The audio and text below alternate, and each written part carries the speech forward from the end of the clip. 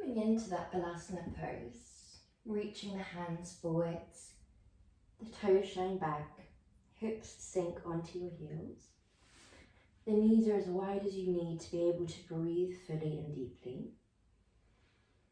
Allow each inhale to fill the body with breath, and each exhale melts you down heavier and heavier into the floor. We begin to switch off the muscles of the body, allowing the full weight of the body to relax into the hard ground and the mat, allowing gravity to sink you down.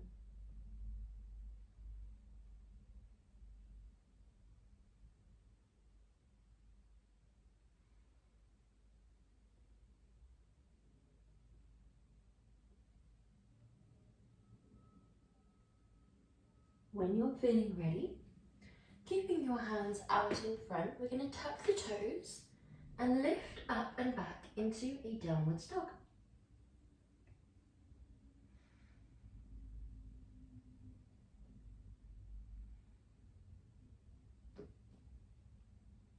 The fingers stay spread wide.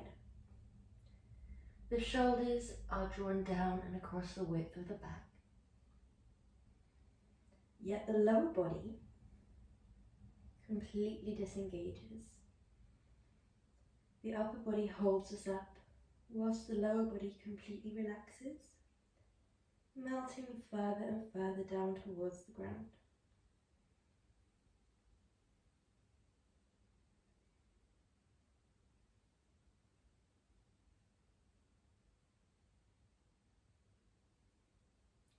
When you're feeling ready, lift your left leg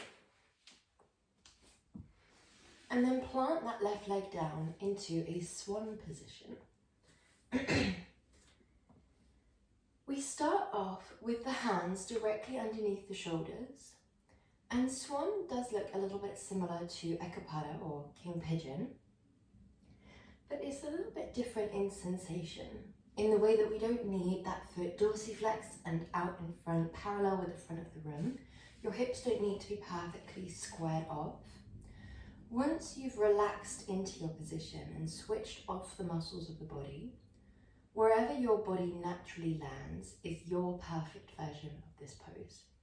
And if we need to come onto the back at all to do this in a supine forward stretch instead, then we can. If we are in our forward facing swan, we can relax the arms forwards, all the way out in front, or stay lifted. Wherever we are, we would like to switch off all of the muscles in the body.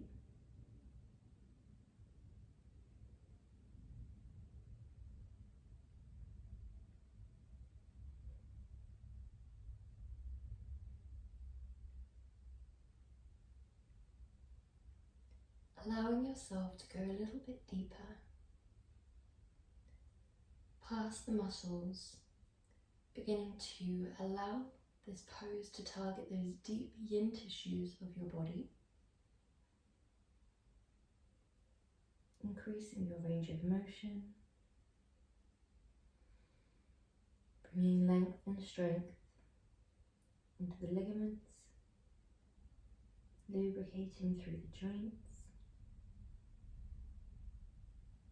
Allow yourself to continually pay attention to what feels right for your body.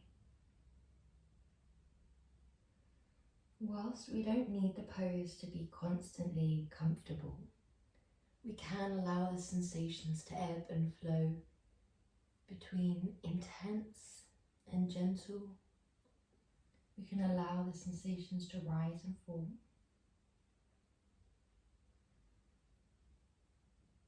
But we also don't want to push the body past that point. We don't want to experience any sensations of pain. So we're constantly finding that in between.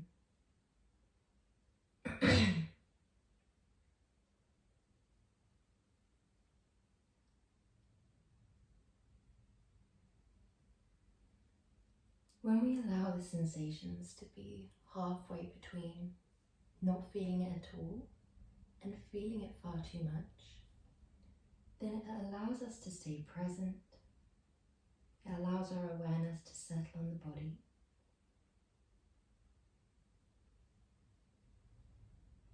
It also allows us to tap into our compassion and our discipline at the same time.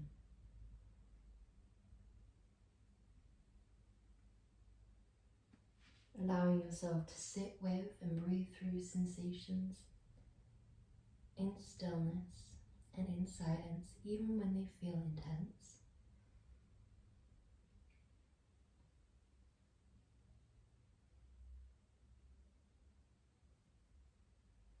But treating the body with as much compassion as you can, so not pushing yourself past that point of comfort.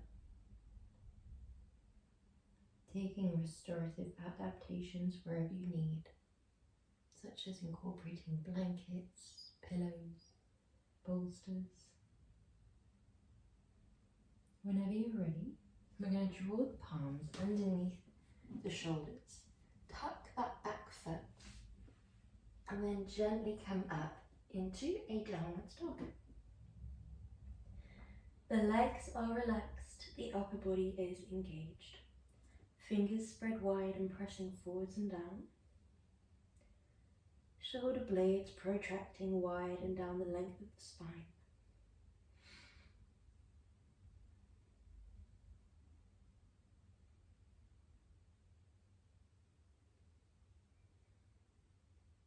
When you're feeling ready, as slowly as you can, the right leg lifts. We travel through into your swan position on the other side. We can relax forwards and down onto the forearms, or you could stay up on the palms. You can also walk your hands forwards and relax your forehead down.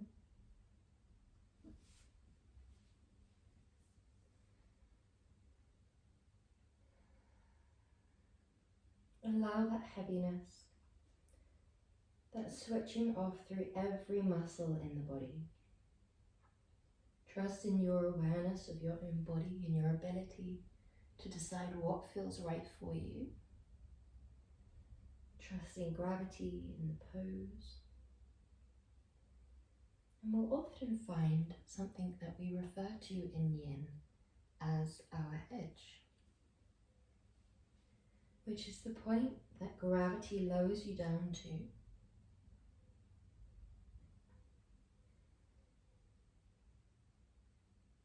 It's often accompanied by an intense sensation of stretch, but no pain. And it's thought that however you land in your edge is your perfect version of this pose.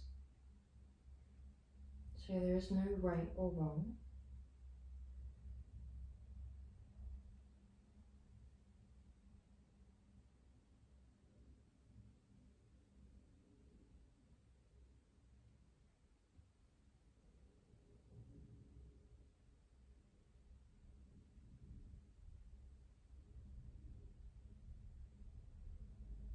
There is no correct way for your body to be, other than exactly as it is in the present. We try and incorporate as much stillness as we can.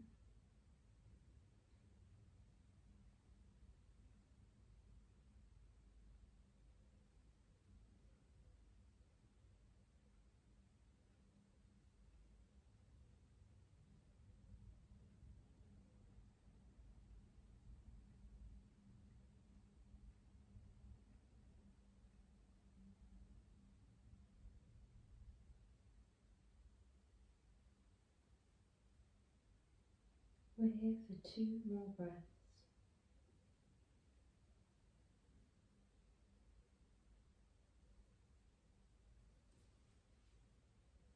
Before planting the palms underneath the shoulders, tucking the toes, and sending yourself up into a downward dog.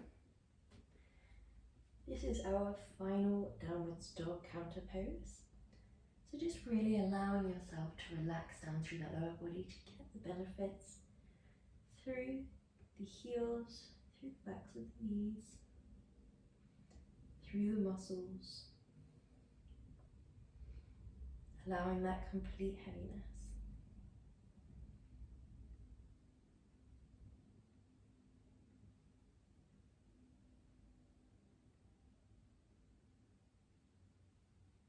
Well done.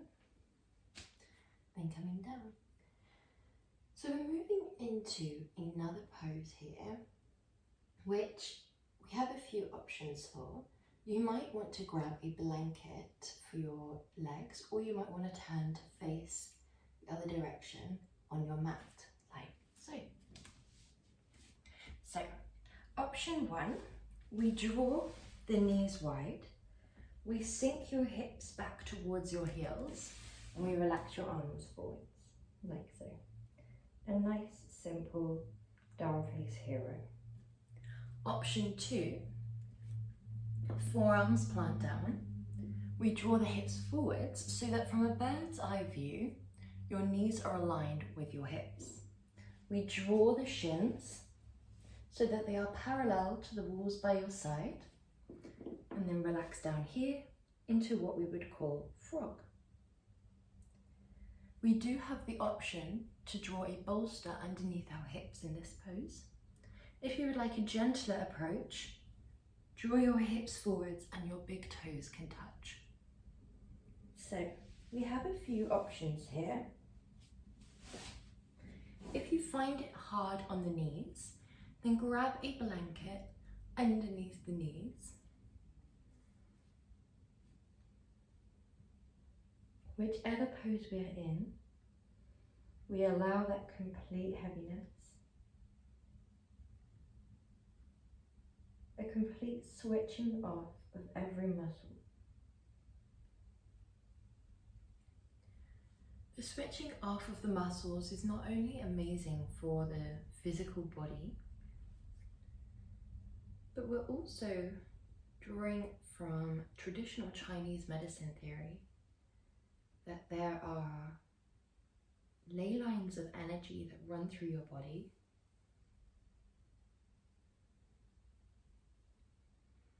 Within this practice, we're just encouraging that flow of energy.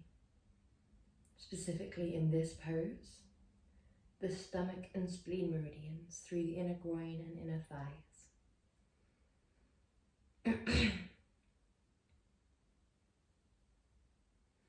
We don't need too long in this pose to gain the full benefits.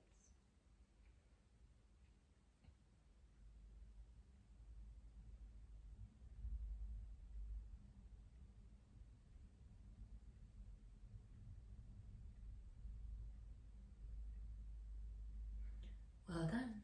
And when you're ready, making your way up, drawing yourself around into an upright seated position. So our counter pose here is just going to be sitting upright before we go into our next pose, which is very similar but folding forwards. So we're going to lay our hands into our lap, touching thumbs together, resting the fingertips underneath the opposing arm's hand. We stay upright here.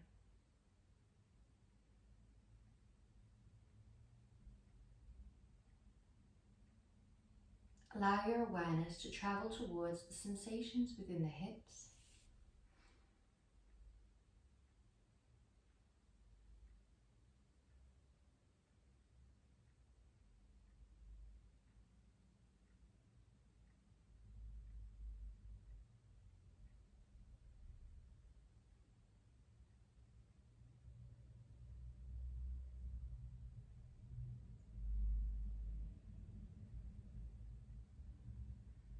And if it feels right for you, then we fold into our next movement.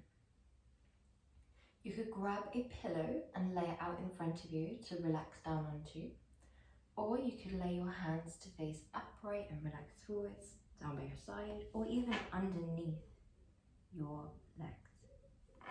Do what feels right for you.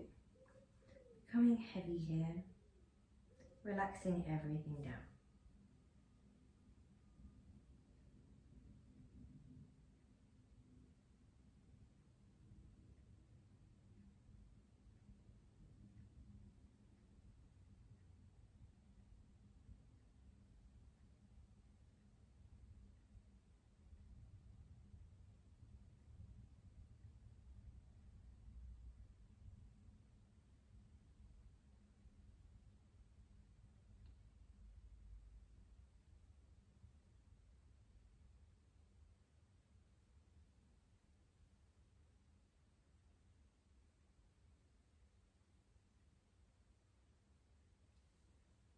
When we allow the body to be still,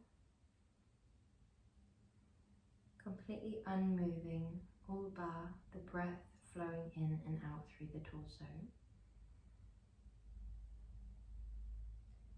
in time we might find that the energy begins to still also. The emotional body, the mind, all these different parts of ourselves are thought to be completely interconnected.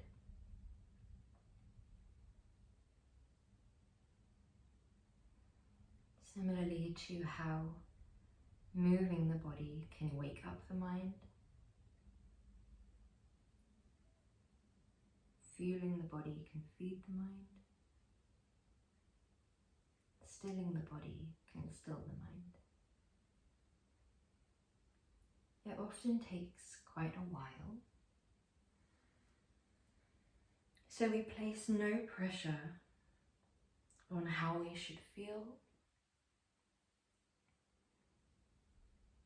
how the mind should be.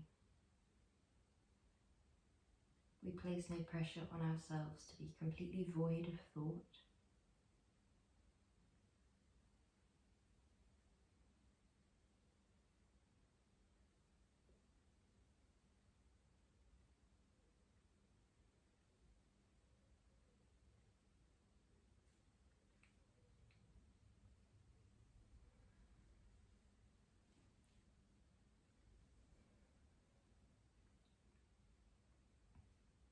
We simply allow stillness in the physical body, trusting that eventually this will bring stillness into the mind.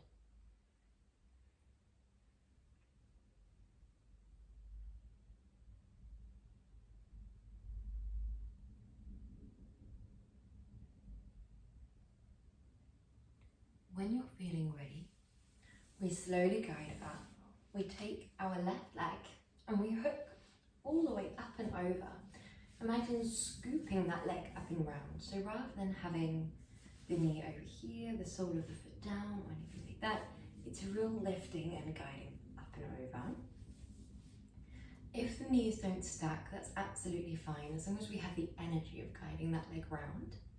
So you could stay here in your half shoelace, or you could bend this base leg, scooping that leg underneath the body, squaring off your hips, allowing the soles of the feet to shine backwards, and then again, guiding the thumbs together and gently cupping the other hand. We relax the arms down heavily. If it feels more right for you to fold forwards, place the hands down or turn your palms up. Only walking as far forwards as you like. Wherever you land, take your time making your way there. We move slowly in yin, and once you've found your edge, we commit to stillness. That stillness is not just the non-engagement of the muscles, but it's also making those tiny movements less and less. So that temptation to look around, to scratch an itch, to clench the jaw, furrow the brow when we have a thought enter our mind,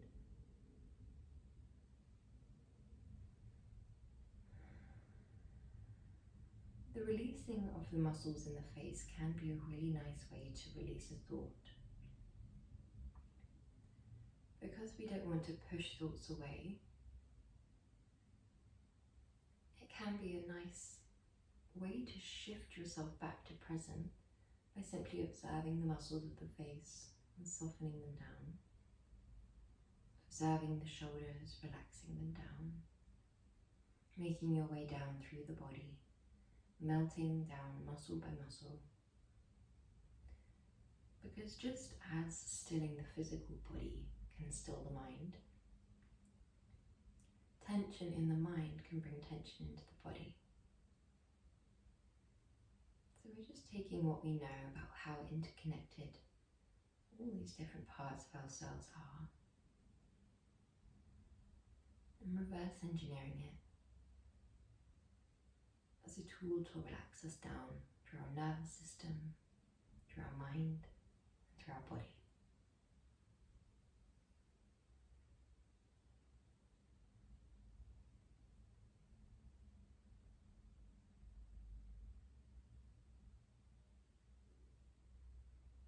The most important area to engage is the target area, which in a pose like this is from the belly button down to the toes.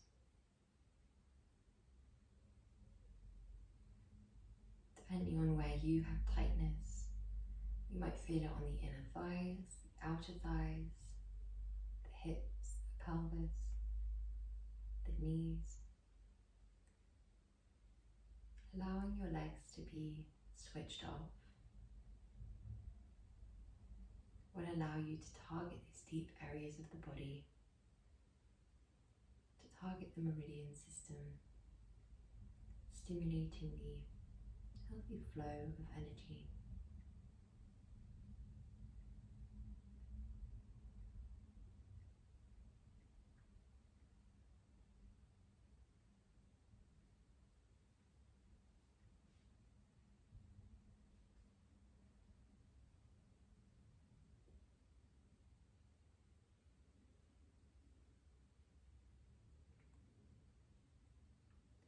When a thought enters the mind,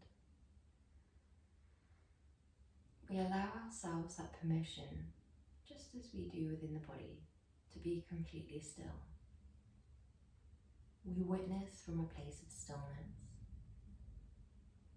without the need to react or respond or reply. We don't need to decide what the thought means, whether we agree with the thought, whether it aligns with our identity.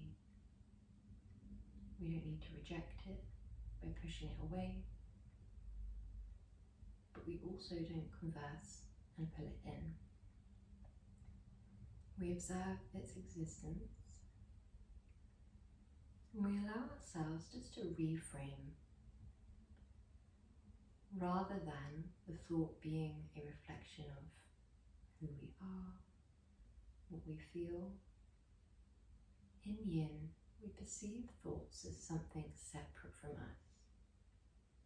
Each thought doesn't belong to us. Each thought is separate, non-attached. We are simply the one watching, the awareness of the thought, a non-attached observer.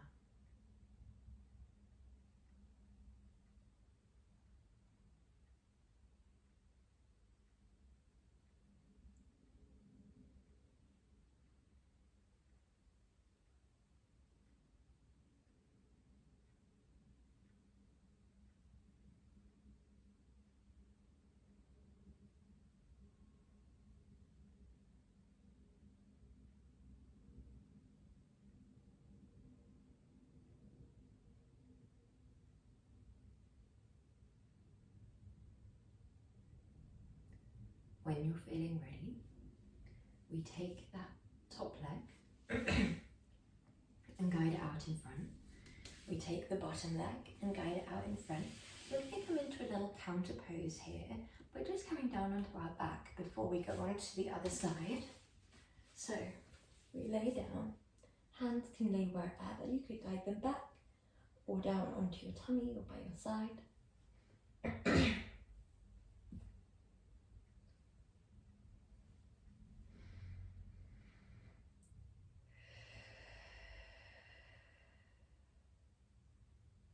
Allow a heaviness. Allow a softening of the muscles, melting into the mat.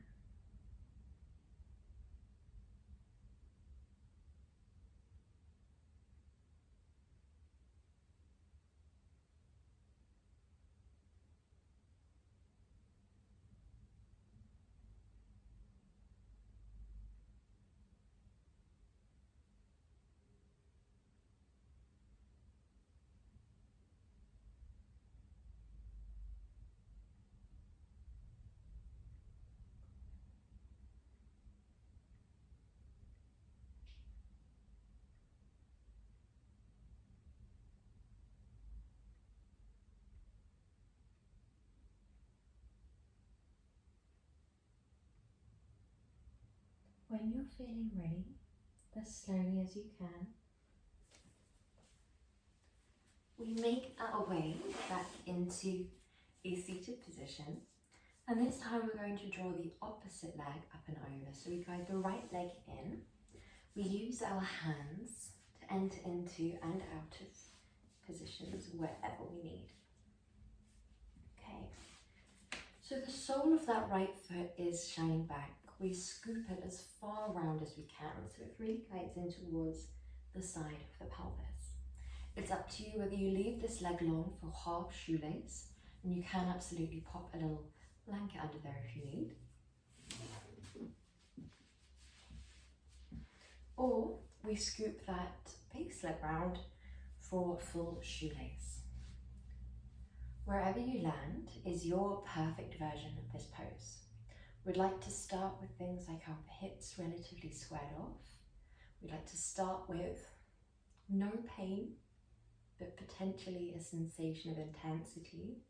We don't need the pose to feel like a breeze, but we do want to ensure we're showing our body as much compassion as possible, so we're not pushing it past its limits.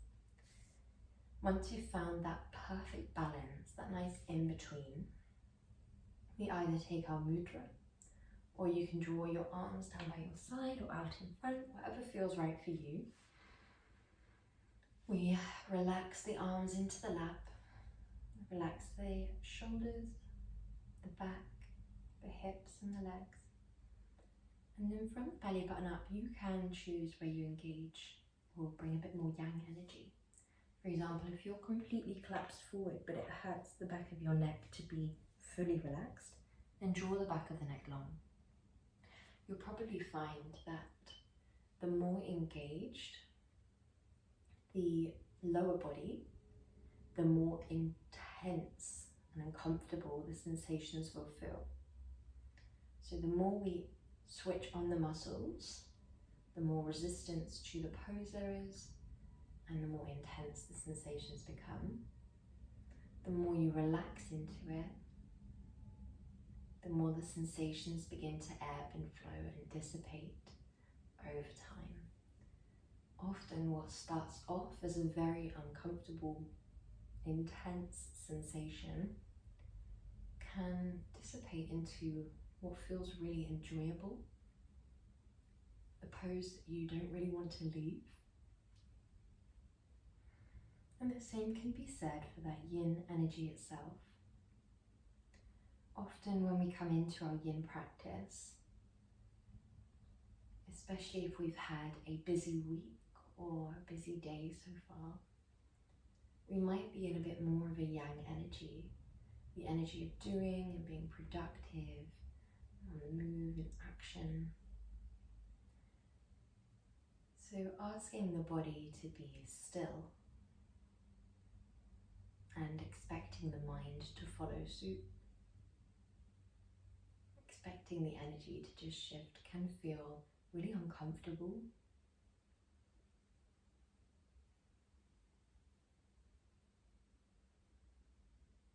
And then as time passes,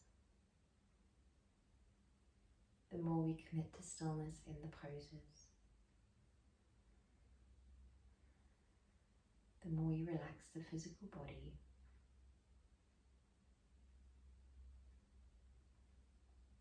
The more we just allow and accept ourselves exactly as we are in the present moment, no matter how we are showing up. So even if the mind is wandering, we just send acceptance to that, observe that, and then return to present. And eventually, the more comfortable that yin energy feels, which is thought to align or relate with silence and stillness, darkness. And it's thought to be one of the most productive things we can do for the functioning of our mind, for our well-being. Even though it feels unproductive when we're shifting out of that yang state to just be still, to be non-doing, and to be rather than do.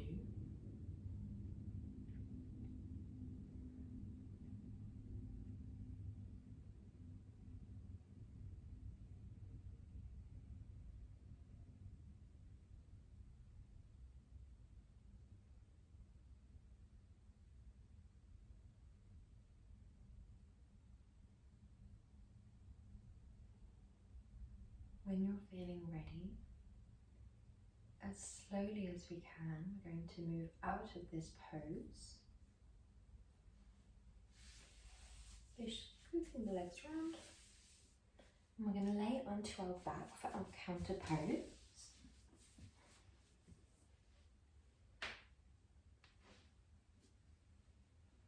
Drawing the arms down by your side or behind you, whatever feels right.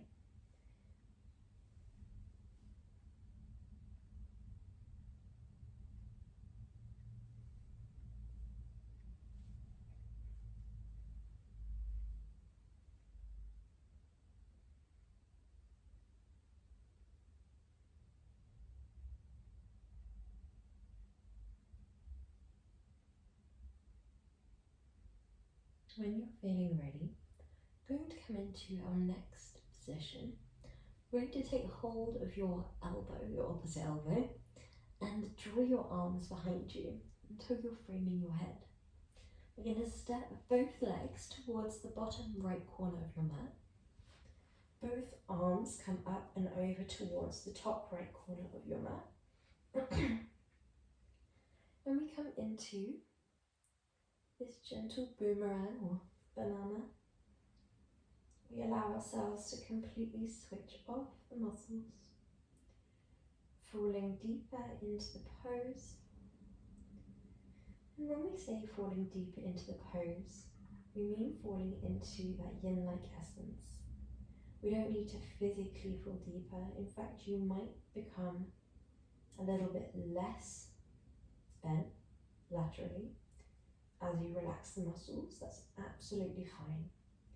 Wherever you land once you relax is your perfect version of this pose. Each pose is designed to work around your body rather than the other way around.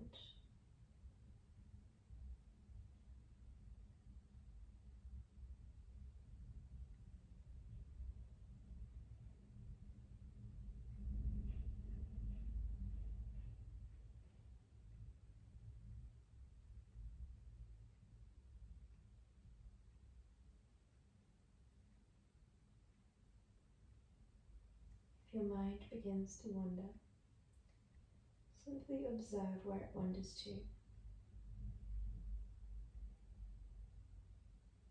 Free from judgment, free from attachment. Give our mind that permission to not have to respond. It's thought that the mind will hop until it finds a comfortable place to land. It will stay there momentarily before beginning to hop again.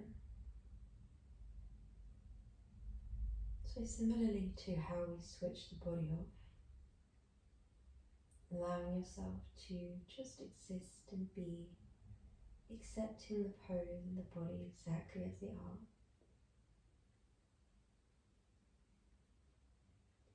We slowly allow ourselves to do the same for the mind.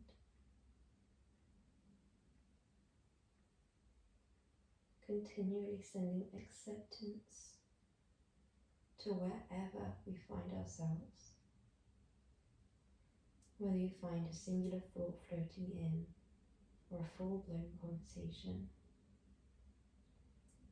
We don't need to do anything at all.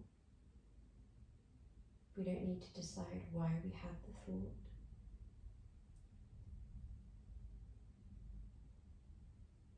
Whether we agree or not. All we do is become aware of this thing that we're experiencing in the present, and then guide your awareness back to stillness, back to the body laying exactly as it is in the present. When you're feeling ready, we're going to guide all the way up and over towards the other side of the room. Gently stimulating through the other side of the body.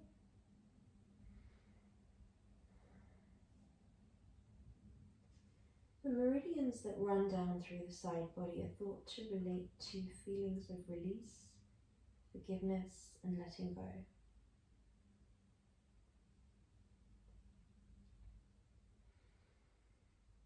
Whilst each meridian relates slightly to different emotions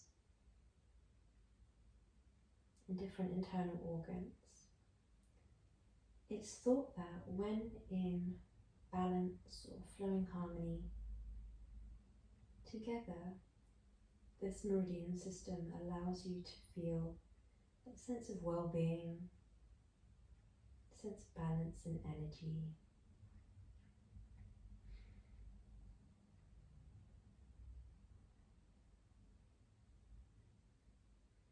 Many refer to this energy that runs through this energy system as prana or chi or life force.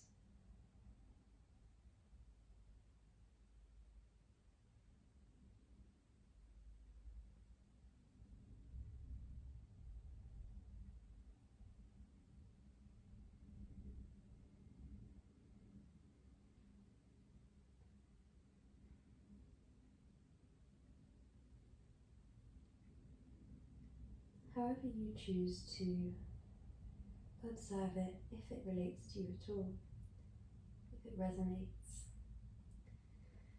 allow yourself to simply take what does resonate and leave what doesn't. When you're feeling ready, coming back through center, sliding the left leg up towards you and then guiding that left leg up and over into your twisted roots position. We allow that heaviness. The knee could be close towards the armpit for a little bit more of a focus on the hip, or it could be further away for a little bit more of a focus on the spine, the urinary bladder meridian, the gallbladder meridian. Allow yourself just to find what feels right for you. Once you've found your perfect position, then we commit to stillness. We switch off the muscles. We fall deeper into the pose in any way that feels right for us.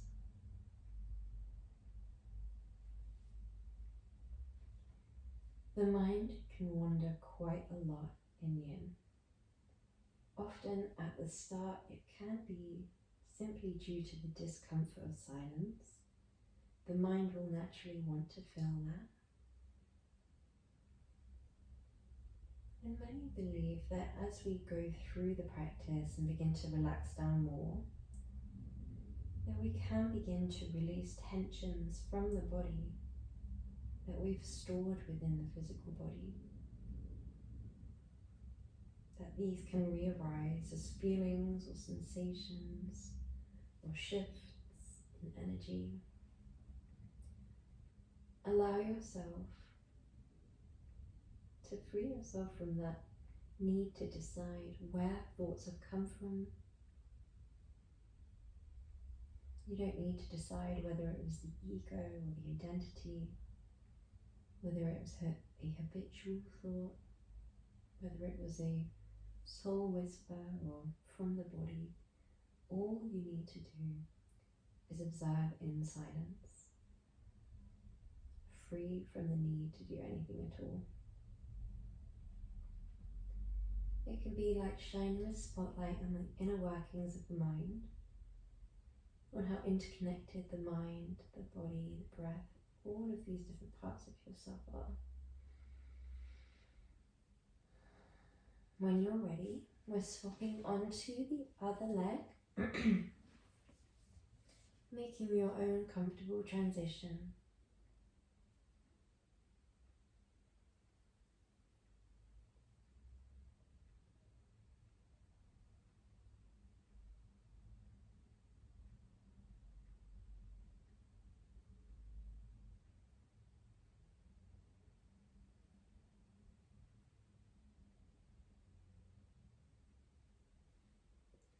If you find your mind beginning to wander, observe where it wanders to, free from judgment, free from attachment, free from the need to do anything at all.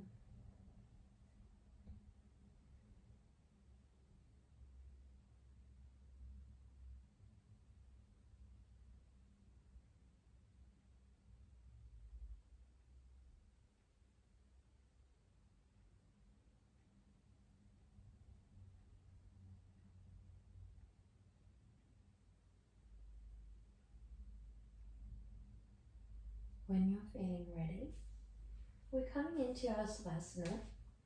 You could guide your legs long, your arms down by your side, or you could draw your knees wide and you could draw your feet wide and your knees together, hands on the tummy.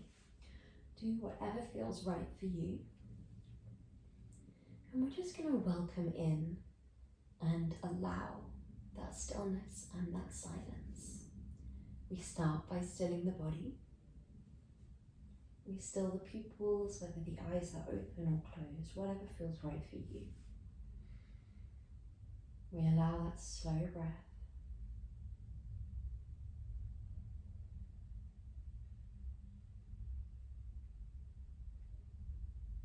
We allow that release through the forehead, the eyebrows, the eyelids, cheeks and the jaw.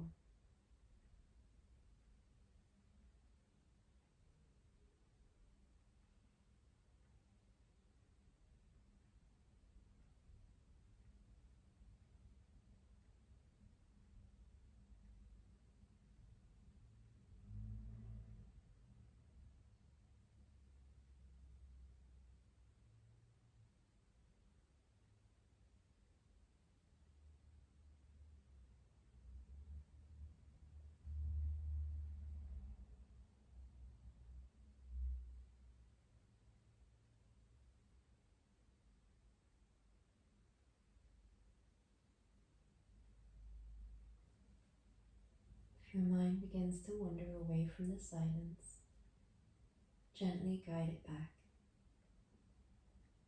allowing stillness, allowing your energy to settle.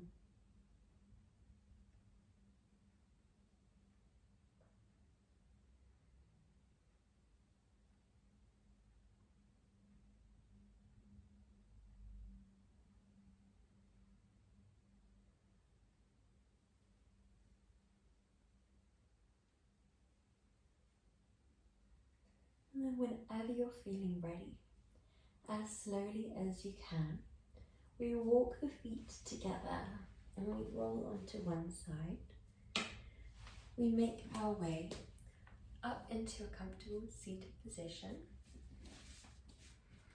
You are all done. Namaste. Thank you.